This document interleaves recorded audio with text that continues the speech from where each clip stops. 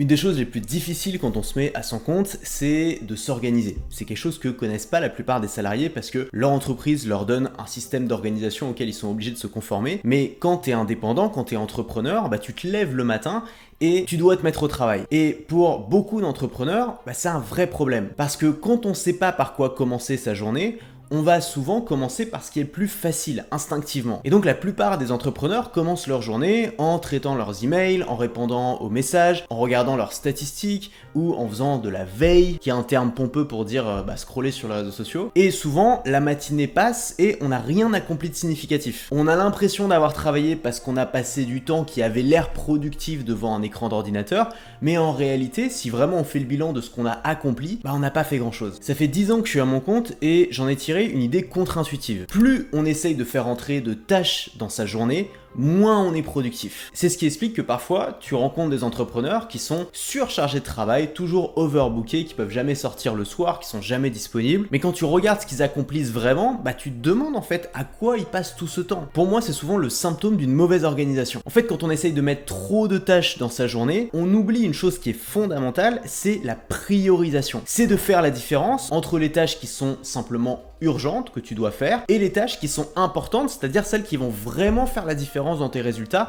à la fin du mois ou à la fin de l'année. Un exemple de tâche urgente, ça va être d'envoyer les factures à ton comptable qui te tanne depuis 2 semaines. Un exemple de tâche importante, ça va être par exemple de faire ta vidéo du jour ou d'avancer sur un produit. Les choses qui vont faire la matière de ce que tu vends. Parce que c'est bien d'envoyer des factures au comptable, mais si t'as pas de facture parce que tu fais pas de vente, ça sert plus à rien. Donc les tâches qui vont te permettre de générer des ventes sont prioritaires par rapport aux tâches administratives liées aux ventes que tu as fait, liées au fait que tu as une entreprise qui tourne. Et donc tu sais, il y a cette expression de bullshit job. Moi je voudrais parler aujourd'hui de bullshit days, c'est-à-dire ces jours qui paraissent remplis mais dans lesquels on n'accomplit rien de significatif. Et fais pas genre tu vois pas ce que je veux dire parce que on en a tous vécu. Toi t'en as vécu, moi j'en ai vécu aussi. Des journées souvent on n'est pas très en forme, on procrastine un petit peu, on travaillote un petit peu sur l'ordinateur, on se laisse interrompre toutes les 2 minutes, on va checker ses messages, on va un peu sur YouTube. Et puis à la fin de la journée, souvent on se sent mal parce qu'on a l'impression d'avoir perdu beaucoup de temps sans avoir accompli grand chose. Le pire je trouve dans ces journées, c'est qu'on peut même pas en profiter de ces journées. Ça pourrait être en fait des journées off pendant lesquelles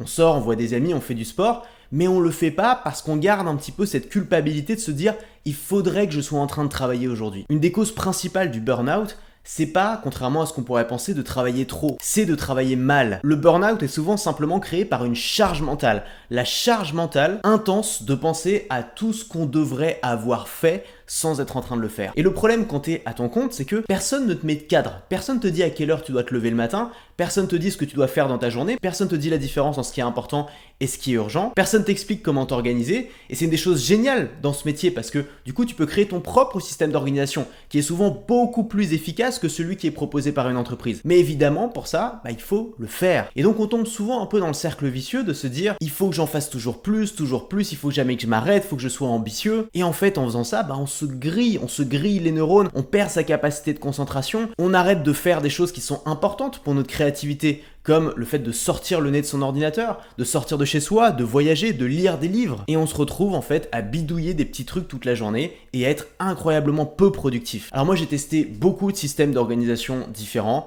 J'ai testé l'anarchie totale. C'est-à-dire je commence ma journée, je sais pas ce que je vais faire, je fais des trucs un peu au pif. Bon, clairement l'anarchie totale c'est ce qui mène au bullshit days, donc ça marche pas. J'ai testé l'hyper-concentration, c'est-à-dire le fait de concentrer toutes mes tâches de la semaine sur une seule journée. À une époque j'ai fait ça pendant 1 mois. Je prenais une chambre d'hôtel toutes les semaines à Paris entre le dimanche soir et le mardi et je condensais toute ma journée de travail sur un seul jour, le lundi. Donc chaque lundi, j'enregistrais 3 vidéos, une formation et une page de vente. C'était un délire et c'est une très mauvaise organisation de travail puisque ça te mène au dégoût total de ton travail. Je me souviens, j'appréhendais la journée du lundi comme pas possible et à un ennui total les jours qui restent parce que t'as plus rien à faire de tes journées. Un autre modèle que j'ai testé pendant longtemps et qui fonctionnait plutôt bien pour moi, c'était le modèle de l'habitude quotidienne. Par exemple, créer une vidéo par jour, ça j'ai tenu pendant à peu près 1 an. Faire de l'email quotidien, ça je l'ai tenu pendant à peu près 3 ans. Et c'est bien, mais il y a quand même un problème avec ce modèle-là, c'est que ça mène à une forme de déséquilibre. C'est-à-dire que tu mets trop de temps et d'attention sur une seule chose et donc ça prend du temps et de l'attention sur d'autres choses. Le problème que j'avais quand je faisais de l'email quotidien par exemple,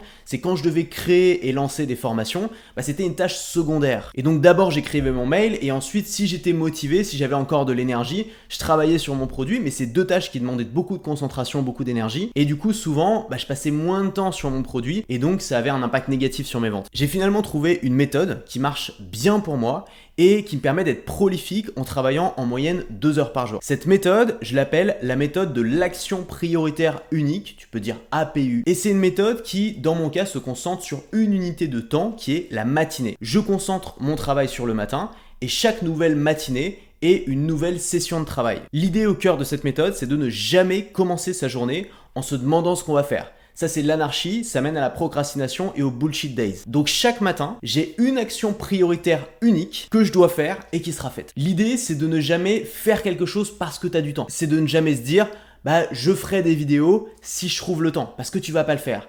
L'idée, c'est de se dire je fais une vidéo parce que c'est mardi. Ne pas se poser de questions. Et en fait, ce que j'ai remarqué avec cette stratégie-là, c'est que la seule action que tu vas faire vraiment sérieusement, c'est ton action prioritaire de la journée. En fait, si je mets deux actions au même niveau, par exemple, si je me dis aujourd'hui je dois faire un email de contenu plus un module de ma formation, généralement ce qui va se passer, c'est que je vais faire les deux mal, voire je vais en faire aucun des deux parce que je vais me retrouver paralysé devant le choix de me dire par quoi est-ce que je commence. Donc la solution que j'ai trouvée aujourd'hui pour moi et qui fonctionne bien, c'est ce que j'appelle les jours alternés. En gros, j'ai deux types de jours. Les jours contenus et les jours produits. Les jours contenus, c'est des journées, des matinées en l'occurrence pour moi, où je vais travailler sur mes contenus, donc je vais tourner une vidéo YouTube ou alors je vais écrire des emails. Les jours produits, ça va être les jours où je vais avancer sur une formation, que ce soit sur l'idée, le nom, le plan, le tournage, la mise en ligne ou la page de vente. Je suis parti du principe que dans mon activité, la création de contenu et la création de formation, c'est les deux faces de la pièce. C'est les deux actions les plus importantes et c'est les deux seules actions que je dois vraiment faire sérieusement si je veux avoir des résultats. Et comme ces deux actions sont à un niveau d'importance qui est similaire, je leur donne le même nombre de jours par mois, 15 jours pour le contenu, 15 jours pour les produits. Alors évidemment, il reste d'autres tâches, le support client, le montage vidéo, l'administratif, la compta. Moi, c'est des tâches qui me plaisent pas plus que ça et donc je les ai déléguées à 100% dans mon activité. Maintenant, que faire si tu débutes, que tu n'as pas encore les moyens de déléguer ces tâches et que tu les fais toi-même? La solution, c'est d'ajouter à tes actions prioritaires uniques des actions secondaires. Donc tes actions prioritaires, c'est des actions qui sont importantes et qui souvent vont demander un haut niveau de concentration. Créer une vidéo, ça demande de se plonger, d'utiliser sa créativité. C'est pas quelque chose que tu peux faire en regardant une série à côté par exemple. Les actions secondaires, c'est des actions qui sont moins importantes puisqu'elles découlent des résultats des actions prioritaires, mais c'est aussi souvent des actions qui demandent moins de concentration. Tu peux gérer tes factures en regardant une série à côté. Et donc si par exemple on est lundi, ton action prioritaire ça peut être de tourner une vidéo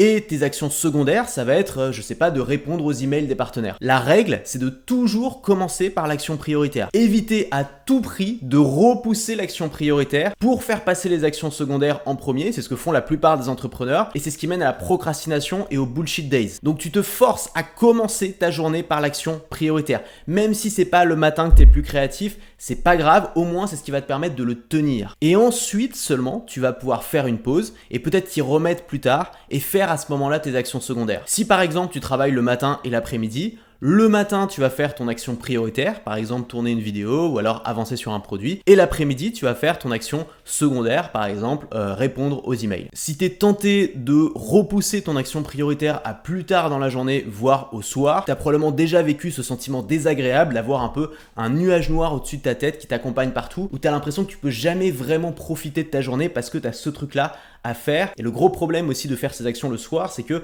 on a beaucoup moins de contrôle sur ces soirées que sur ces matinées. Il peut y avoir un resto avec des amis qui va se prévoir au dernier moment, une sortie où on peut simplement être super fatigué et pas avoir envie de bosser. Le matin, on a généralement un état mental qui est beaucoup plus stable. Notre concentration n'a pas été érodée par toutes les interruptions de la journée et donc c'est souvent le moment idéal pour faire les actions les plus importantes. Les avantages de mettre en place cette stratégie, c'est d'abord que tu vas avancer beaucoup plus vite. Si un jour sur deux tu crées du contenu, ça peut te permettre de publier 15 vidéos YouTube par mois, c'est énorme. La deuxième chose, c'est que tu vas arrêter de procrastiner parce que tu vas savoir exactement ce que tu as à faire de tes journées. La troisième chose, c'est que tu vas largement baisser ta charge de travail parce que c'est terminé les bullshit days où on procrastine toute la journée en attendant de faire le truc important. Et enfin, tu te sentiras beaucoup mieux et tu vas pouvoir avoir beaucoup plus de temps libre, vraiment libre, sans le petit nuage noir au-dessus de la tête que tu vas pouvoir utiliser pour faire des choses que tu aimes. Donc pour résumer, ne commence jamais une journée sans savoir ce que tu vas faire. Choisis une action prioritaire unique pour chaque jour de la semaine. Tu peux choisir 2 types d'actions si tu le souhaites et les alterner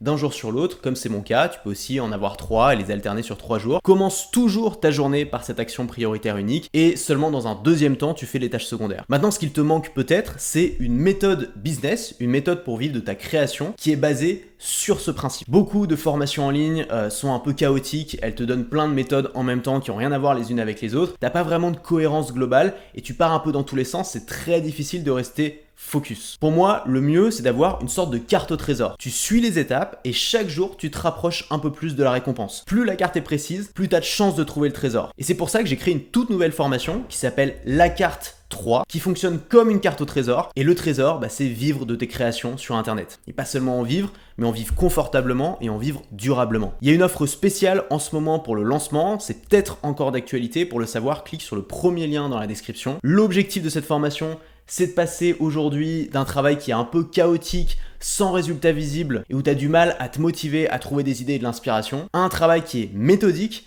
organisé, qui t'emmène chaque jour un peu plus vers ton objectif et qui t'apporte des résultats visibles dès les premières semaines. Le but aussi, c'est que tu puisses rembourser cette formation dès tes premières ventes que tu pourras peut-être générer dans les mois qui suivent. Et peut-être même dès le mois prochain si tu as déjà une activité sur les rails. Les versions précédentes de cette formation ont créé une nouvelle génération de créateurs libres.